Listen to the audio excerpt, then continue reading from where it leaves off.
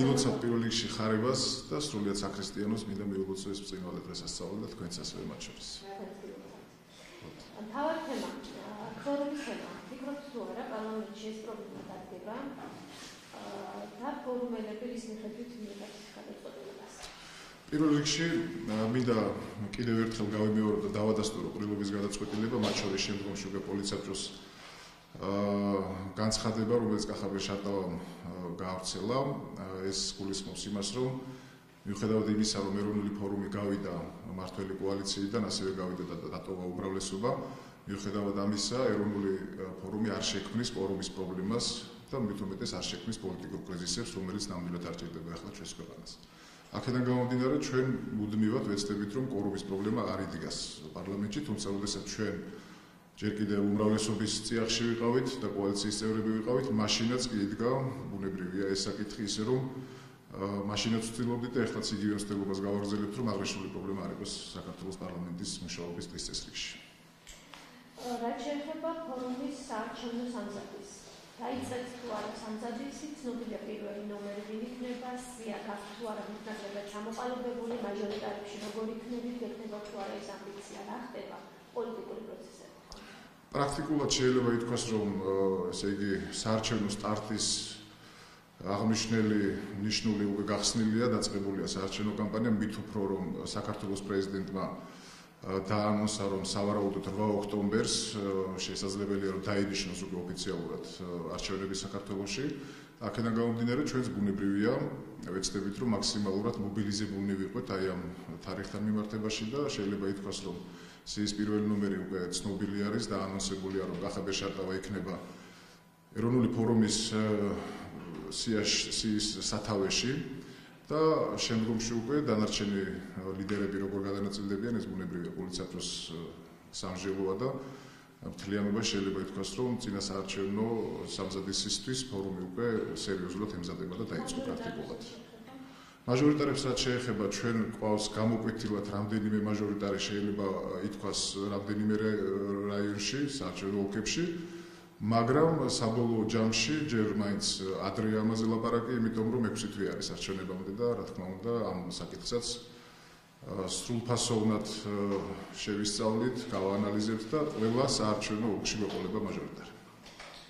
ბარიერი თქვენ მუდმივად ამახვილებთ ყურადღებას სანამ ამ გადაწყვეტილებას მიიღებით, რომ ფორუმს აქვს ამბიცია, რომ დამოუკიდებლად იყაროს კენჭი. ბარიერის პრობლემა გექნება თუ არა საარჩევნო ბარიერს გულისხმობთ? მანამდეც არაერთხელ აღნიშნე, ეხლაც მინდა დავადასტურო, რომ ამ საფრთხეს ჩვენ არ ვგრძნობთ, მაგრამ ძალიან მნიშვნელოვანი განცხადება მინდა ახლა გავაკეთო და ჩვენ საზოგადოებას მივაწოდო ინფორმაცია ჩვენი ეროვნული ფორუმის პოზიციის შესახებ. პარტია, რომელიც იყო სახელმწიფო ვერტიკალში, რომელიც იყო ხელისუფლებაში და შემდგომ არჩევნებში ვერ გადალახავს ბარიერს, მე ვფიქრობ, რომ ამ პარტიამ შესაძლებელია სერიოზულად იფიქროს იმასთან დაკავშირებით, რომ საერთოდ თუ კი ბარიერს ვერ გადალახავს, აღარ იყოს წარმოუდგენელი პოლიტიკურ სპექტრში. ჩვენ ამაზე სერიოზულად ვფიქრობთ, ეროვნული ფორუმის წინაშე ეს პრობლემა არ ადგას, მაგრამ თუ დადგება და ესე იგი საზოგადოებრივი შეკვეთა ეროვნული ფორუმის მიმართ იქნება იმდენად მცირე, რომ ბარიერს ვერ გადალახავს, ეროვნულმა ფორუმმა შეიძლება თვითლიკვიდაციას კი გამოაცხადოს ამასთან დაკავშირებით. და გადაწყვეტილება მიღებულია მხოლოდ ფორუმის დავამატებ თვითლიკვიდაცია ან აბსოლუტურად შეიცვალოს პარტიის ხელმძღვანელობა. ჩვენ არ გვინდა რომ დავემსგავსოთ იმ პარტიებს, რომელსაც მარად ჟამერთი და იგივე ლიდერი ყავთ, არ იცვლებიან ეს ლიდერები, ეროვნულ ფორუმში ეს ასე არ არის, თუნდაც შეგახსენებთ იმას, რომ რიგარეშე ყრილობამდე, ანუ ეს იყო მეხუთე ყრილობა ეროვნული ფორუმის, მაგრამ მეოთხე ყრილობაზე კახაბერ შარტავას დაუმთავრდა უფლებამოსილების ვადა, იმიტომ იგი ორი ვადით იყო არჩეული პარტიის თავმჯდომარის პოსტზე და მან მიიღო გადაწყვეტილება, რომ ეროვნული ფორუმის მესამე ვადით თავმჯდომარედ არ ყოფილიყო. ანუ ესეც ერთ-ერთი მაგალითია იმისა, რომ ძალიან პატიოსნად და ღირსებით უდგებით აი ამ საკითხს და აი ამ საქმეს. ვინაიდან მარადმწვანე ლიდერები არ გვჭირდება. ჩვენ უნდა იყოს პარტიამ თუ თავის წიაღში ვერ შეძლო გენერირება ახალი ლიდერისა, მაშინ ამ პარტიას მომავალი არ აქვს. ისე რომ ბარიერის საკითხის და ლიდერის საკითხისაც აი ამ კუთხით უდგებით ჩვენ. პარტნიორზე ვფიქრობთ საარჩევნო. ყრილობა არის პარტიის უმაღლესი გადაწყვეტილების მიღები ორგანო. მეხუთე რიგარეშე ყრილობამ დაადასტურა, რომ ეროვნული ფორუმი არჩევნებში მიიღებს მონაწილეობას მარტო და ბუნებრივია ამ გადაწყვეტილებას ისევ და ისევ მხოლოდ და მხოლოდ ყრილობა თუ შეცვლის. ვინაიდან ყრილობის გადაწყვეტილების შეცვლა არ შეუძლია მათ შორის არც პოლიცსაბჭოს. აქედან გამომდინარე, თუ ეს საკითხი დადგება და ვეჭოფრო დადგეს ამ მოცემულობით, რომელიც დღეს აგვაქვს, ჩვენ დავჭირდება ბუნებრივია ამ გადაწყვეტილების საერთო ყრილობაზე გატანა და შემდეგ უკვე სამჟღავნო იქნება პარტიის, მაგრამ ამ გადასახედიდან ეროვნული ფორუმი აპირებს ცალკე მიიღოს არჩევნებში მონაწილეობა, მით უმეტეს იმ განცხადების მიერ, რომელიც მე წეღარ გავაკეთე, თუ პარტია ვერ გადალახავს ბარიერს, უნდა შეიცვალოს აბსოლუტურად პარტიის ხელმძღვანელობაც და ბუნებრივია პარტიას ლიკვიდაციის საკითხიც, თვითლიკვიდაციის საკითხიც შეიძლება დადგეს.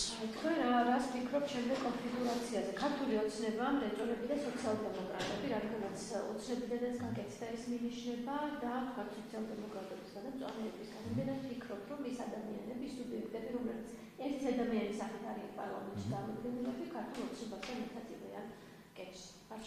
მე არ გამოვიწყავ, რომ ასეთი მოცემულობა დადგეს დღის წესრიგში. დავამატებ იმასაც, რომ ის პიროვნებები, ახლა თქვენ გულისხმობთ დიაგა ჩეჩილაძეს და ბატონ გია ჟორჟოლიანს, ეს პიროვნებები ძალიან აქტიურად იყვნენ ჩართულნი, როგორც 2012 წლის წინა საარჩევნო და არჩევნების პერიოდში იყვნენ წარმოდგენილი ქართული ოცნების სიებით და ისინი არ იყვნენ როგორც საკუთარი პარტიები წარმოდგენილი კოალიციაში. და არ გამორიცხავ, რომ იგივე გაგრძელდეს აქ ახალი არაფერი ალბათ არ იქნება და შესაძლებელია ამავე კონფიგურაციით ისინი წარდგნენ საზოგადოების წინაშე. არ გამორიცხავ, ამას ეს არის მათი გადასაწყვეტი, ბუნებრივია ჩვენი საქმე არ არის. თქვენი გათვლებით ვის ფიქრობთ, რომ მომავალ პარლამენტში იქნება წარმოდგენილი, ანუ ბარიერს გადალახავს? მეტნაკლებად გექნება ალბათ ფორუმების ამაზე ნაფიქრი. ვის ფიქრობთ? მოდით მაინც დაველოდოთ, ახლა რამდენადაც ჩემთვის ცნობილი არის აირაიმ ჩაატარა გარკვეული კვლევები. და აი ამ კვლევებში ალბათ ის მოცემულობა იქნება წარმოდგენილი, ის კონფიგურაცია თუ როგორი არის აი ამ კვლევების შედეგები ძალიან საინტერესო იქნება ჩვენთვის. ჩვენ ალბათ ამ კვლევებში არ ვიქნებით, ან თუ ვიქნებით ნომინალურად, ვინაიდან ეს კვლევები ისეთ პერიოდში მიმდინარეობდა, როდესაც ეროვნული ფორუმი ჯერ კიდევ კოალიციის შემადგენელი ნაწილი იყო და შესაძლებელია იმ კვლევებში ცალკე ფორუმის ესე იგი ვთქვათ რეიტინგის გაზომვა ვერ მოხერხდებოდა. და ალბათ ეს იქნება ძალიან მნიშვნელოვანი, რომ შემდგომი დასკვნები გავაკეთოთ, ეს იქნება უახლოესი პერიოდში წარმოდგენილი ამ კვლევის შედეგები და ახლა მარჩეულობას ვერ დაემსგავსოს, რა თქმა უნდა, უკეთესია დაველოდოთ და გავაანალიზოთ, ვთქვათ, ის შედეგები, რომელიც ამ კვლევების შედეგებით იქნება წარმოდგენილი. ოპოზიციურ გაერთიანებაზეც მინდა გითხრა და საპარლამენტო ოპოზიციას აქვს ეს ვთქვათ ნიშნება განცხადებებით გაკეთებული, რომ არ გამორიცხავენ, რომ ერთიანი ძალებით მიიღონ არჩევნებში მონაწილეობა. თქვენ რას ფიქრობთ ამაზე და რამდენად ვთქვათ შედეგიანი იქნება ეს ყველაფერი? არ ვიცი მათი ამოცანა ამ შემთხვევაში რა არის და მათი მიზანი რა არის. პირველი რაც მე მიზანი პარლამენტში მეტი ადგილების მოპოვება. არა მხოლოდ მე რაც მსმენი ამ პარტიების ლიდერებისგან რამოდენიმე ლიდერისგან იყო ესეთი შეთავაზება, რომ თქვათ, გავერთიანეთ ყველანი ერთად, მათი გაერთიანების საბაბი შეიძლება აღმოჩნდეს საარჩევნო კანონმდებლობის ცვლილება და ისინი ფიქრობენ, რომ თუ ვერ მოხერხდება, თქვათ, საარჩევნო კანონმდებლობის ცვლილება, მაშინ გაერთიანდნენ აი ამ მიზნით, რომ შეცვალონ პარლამენტი, შეცვალონ მთავრობა და შემდგომ დანიშნონ უკვე ვადამდელი არჩევნები და უკვე განახლებული, თქვათ, საარჩევნო კანონმდებლობის წარდგენ უკვე ამორჩევის წინაშე. თუ ეს არის მათი მიზანი, შესაძლებელია ამ მიზნის გარშემო მათი გაერთიანება, თუმცა არ ვიცი ახლა რამდენად სერიოზულ ძალას და კონფიგურაციას შექმნიან ისინი ქართულ პოლიტიკურ სივრცეში, მაგრამ დაველოდოთ ახლა პოლიტიკა სივრცეებით არის სავსე და რას გადაწყვეტენ, ეს არის მათი საქმე და მათი გადასაწყვეტი ძირითადი თემა. რამდენად მიზანი შეწონილად მიგაჩნია და რამდენად ლოგიკურია და შესაძლებელი არჩევნების შემდეგ ის პოლიტიკური სუბიექტები, რომლებიც იყავით დღემდე წარმოდგენილები, ისევ გაერთიანდნენ.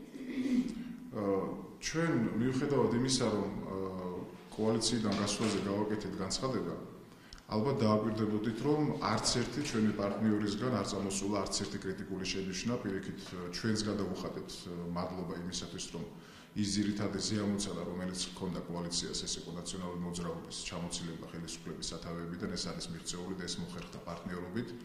და შემდგომში, როდესაც პარტიები და კოალიციები, ვთქვათ, ამ შემთხვევაში იშლებიან ამ პარტიები, გადიან კოალიციიდან, ეს არ ნიშნავს იმას, რომ ავტომატურად ჩვენ მათი მტრები ვართ, ან ისინი არიან ჩვენი მტრები. ჩვენ გაგვაერთიანა ძალიან სერიოზულმა ბრძოლამ და ბუნებრივია 4 წლის განმავლობაში პარტნიორები ვიყავით და ძალიან ბევრი მეგობარი გვყავს მათ შორის. როგორც ქართულ ოცნებაში, ისევე თქვათ მრეწველებში, ანალოგიურად შეიძლება ითქვას კონსერვატიულ პარტიაში და ყველა პარტიაში, რომელიც იყო კოალიციაში წარმოდგენილი, თუ მიზანი დადგება დაუშვათ ამ და ამოცანა იქნება ეს რაღაც სერიოზული გადასაჭრელი, რომელიც ჩვენი ქვეყნის უსაფრთხოების საკითხებს და ეკონომიკურ სიმტკიცეს და სხვა კუთხით განვითარებას შეეხება და აუცილებლობა მოითხოვს, რომ თქვათ მოხერხდეს გარკვეულწილად პარტნიორობა ისევ შემდგომში, მე არ გამორიცხავ, რომ ეს პარტნიორობა შედგეს.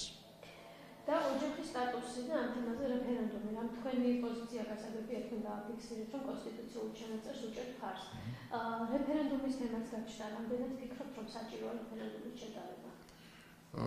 ეს რეფერენდუმის თემა ჩვენი მოგონილი იდეა არ გახლავთ. ევროპის რამდენიმე ქვეყანაში, მათ შორის ხორვატიაში ჩატარდა რეფერენდუმი აღნიშნულ საკითხთან. რეფერენდუმს აქვს კანონის ძალა და რეფერენდუმის განწყვეტილება მხოლოდ რეფერენდუმმა შეიძლება შეცვალოს. აქედან გამომდინარე, ჩვენთვის იმდენად ფასეული არის ოჯახის, ვთქვათ, ის ჩანაწერის გამტკიცება კონსტიტუციაში, რომ და ზოგადად ის ღირებულებები, რასაც ოჯახი წარმოადგენს საქართველოში და ეს არის ალბათ ყველაზე დიდი ბურჯი ჩვენი ქვეყნისათვის და ჩვენი ქვეყნის არსებობისათვის, ყველაზე დიდი გარანტორი. აი ამ ინსტიტუტს, ესე ვთქვათ, არ უნდა შეექმნა, ამ ფასეულობას არ უნდა შეექმნას არანაირი საფრთხე. აქედან გამომდინარე, კიდევ ერთხელ შეგვიძლია დავადასტუროთ, რომ ამ რეფერენდუმის მომხრენიცა ვარ და მე ვფიქრობ, რომ რეფერენდუმის შედეგები არ იქნება სიურპრიზი, იმიტომ რომ საქართველოს მოსახლეობის ძალიან დიდი ნაწილი, ვისთანაც პირადად მე მქონია თქვათ შეხვედრები ჩემს მეგობრებს, ჩემს თანამოაზრეებს, აბსოლუტურად იზიარებენ იმას, რომ ოჯახის სიწმინდეს ყველა უნდა გაუფრთხილდეს და ბუნებრივია, რომ ჩვენ ამას ყველანაირად შევეცდებით, რომ ეს სწორედ ისე მოხდეს, როგორც თქვათ ჩვენი ქვეყნის ტრადიციებს და მის მომავალ განვითარებას შეუწყობს ხელს. მე შემიძლია კიდევ ერთი საკითხი დავამატო, ეს არის ესე იგი ვთქვათ ატეხილი აჟიოტაჟი იმასთან დაკავშირებით, რომ პრემიერ-მინისტრს მიეცეს თუ არა უფლება ახალი საკანონმდებლო ცვლილებით მიეცეს თუ არა უფლება, რომ იყოს ამავე დროს ვთქვათ თანამდებობაზე. მე ვფიქრობ, რომ ამ საკითხთან დაკავშირებით სპეკულაციური განცხადებები არ იქნება კარგი, ვინაიდან მიუხედავად იმისა, რომ ჩვენ ამჟამად სხვადასხვა ბანაკებში ვიქნებით წარმოდგენილი არჩევნებზე, მე ვფიქრობ, რომ ის ახალი მოცემულობა და ის საკონსტიტუციო ცვლილებები, რომლის მიხედვითაც აღმასრულებელი ხელისუფლების პირველი პირი იქნება და არის საქართველოს პრემიერ-მინისტრი და იმ მოცემულობით, რომელიც აქამდე არ იყო და ახალმა კონსტიტუციამ შექმნა და წინა საარჩევნო პერიოდებში უმაღლეს ხელისუფლებას წარმოადგენდა საქართველოს პრეზიდენტი, დღეს ეს ვითარება არის შეცვლილი, პრემიერ-მინისტრი არის აღმასრულებელი ხელისუფლების სათავეში და თუ გავითვალისწინებთ იმ გარემოებებს, თუ რა ხდება, ну, რამოდენიმე საათია, როგორც იქნა მოახერხეს, რომ ცეცხლი გაჩერებულიყო ყარაბაღში. ასევე ვიცით რა პროცესები ვითარდება უკრაინის ირგვლივ, თურქეთში, ევროპის რიგ ქალაქებში, პარიზში, ბრიუსელში, იგივე ვთქვათ, სირიაში მიმდინარე პროცესები, ეს ვითარება არის ძალიან ყიფე და ძალიან რთული. და თუ კი ვთქვათ, ის მოცემულობაც ხელს უწყობს, რომ პრემიერ-მინისტრი არჩევნებამდე შესაძლებელია იყოს თავის თანამდებობაზე, მე ვფიქრობ, რომ ეს არაფერს არ გააფუჭებს. პირიქით, უმეთაუროდ დარჩენილი სახელმწიფო შეიძლება იყოს სწორედაც იმ რისკების ამახალისებელი, რასაც უსაფრთხოების პრობლემა ქვია ჩვენი ქვეყნისათვის. ამიტომ რეალურად თუ იმჟელოთ, მიუხედავად იმისა, რომ კონკურენტულ გარემოში მოგვიწევს ყოფნა, ის სახელისუფლებო რესურსზე სპეკულაცია, რომ ახლა პრემიერ-მინისტრმა უნდა გამოიყენოს სახელისუფლებო რესურსი, ამა თუ იმ ფორმით ასეც გამოიყენებს და ისეც გამოიყენებს, თქვათ. ეს არაფერს არ შეცვლის და მე მიმაჩნია, რომ ის პასუხისმგებლობა, რაც აქვს კოალიციას და იგივე ჩვენ, ვინც კოალიციაში ვიყავით, პასუხისმგებლობის მატარებელი ადამიანები ვართ და ვფიქრობთ, რომ ეს არ იქნება იმ დონეზე გადაჭარბებული რესურსის გამოყენება, რომელმაც შეიძლება რაღაცა დიდი ტრაგედია შექმნას და ტრაგედია კიდე პირიქით შეიძლება შექმნას იმ გარევითარებამ, რომელიც არის ჩვენ ქვეყანაში, ამ შემთხვევაში ჩვენ შესაძლებელია საბოლოო პოზიციაში ჩამოვაყალიბებთ და მხარი დავუჭიროთ აი ამ კანონსაც. და ასევე ცნობილია რამდენიმე მინისტრის მონაწილეობა, რომლებიც თქვა საპარლამენტო სიაში არ მოჩნდეს, თუ გაქვთ ეს ინფორმაცია. ვერ დავადასტურებ, ეს ჩვენი საქმე არ არის.